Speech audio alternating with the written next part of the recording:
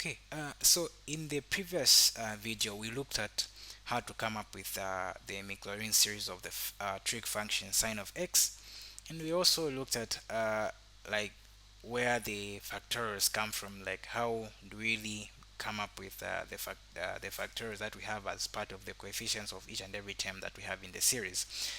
Now, the idea is want to try to observe the graph, like the actual graph of sine of x. Okay, we also have to look at the graph of what we have here, but I don't think I can manage to graph all these. Like I can't fuse it together, then I put up a graph. What I'd want to do is to try to show the importance of each and every term that we have here when it comes to approximation.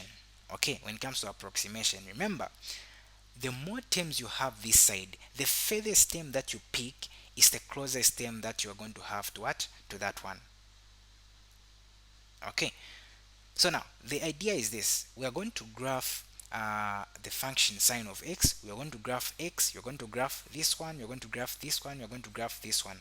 I'll try to put them together so that we see how important these terms are. Of course, right from the day go, one is able to understand that this term that we have right here is not really as close as this one is to what, to the original function, and that is in respect when you're talking about approximation. So here's an idea. Let me show you this. um, Here's something that we're going to use to graph. The first thing that we have to graph, of course, is the actual function, the sine of x. Okay, there it goes. Then let's now graph the second one. The second, what on the other side, like if you look at this one, we have x here. We're going to be graphing each and every term. We see what we are talking about. Then here we indicate x. That's how x appears. Okay.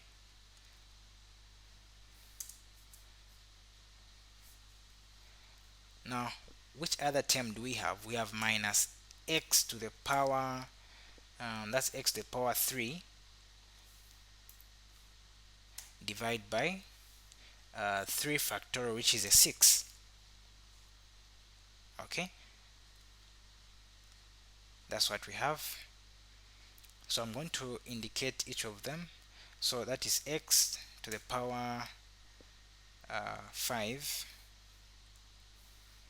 divided by 5 factorial, which is 120.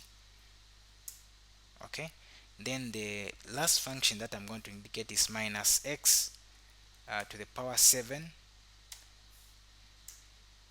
okay, divided by 7 factorial. So 7 factorial is something like 500 and, it's 5040. So because you're saying 7 times 6 times 5 times 4 times 3 times 2, yeah, we get 5040. Okay, something like that.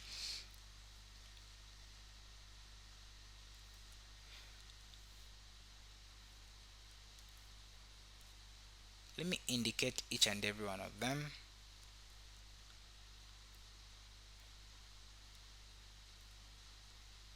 Okay, so this one that we have right here is our x. Okay, then the one that we have in red, uh, it's what, it's minus x to the 7th divided by 7 factorial.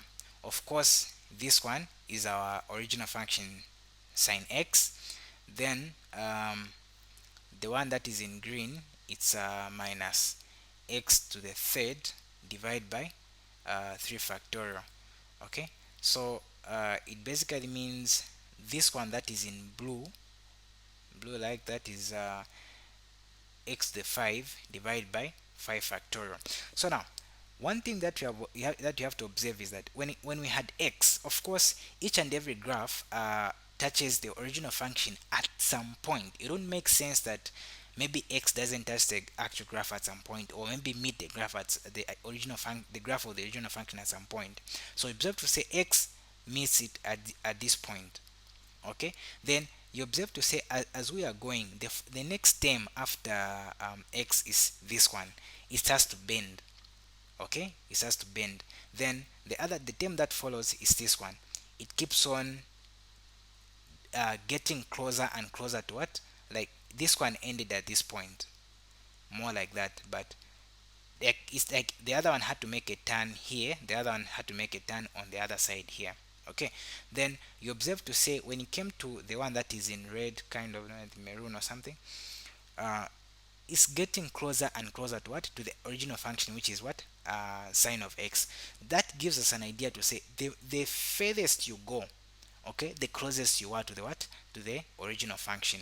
Not only does it make sense when you start substituting with values, but you're also able to view it in terms of what, in terms of the graphs as well. So that's simply the idea there. It was just to show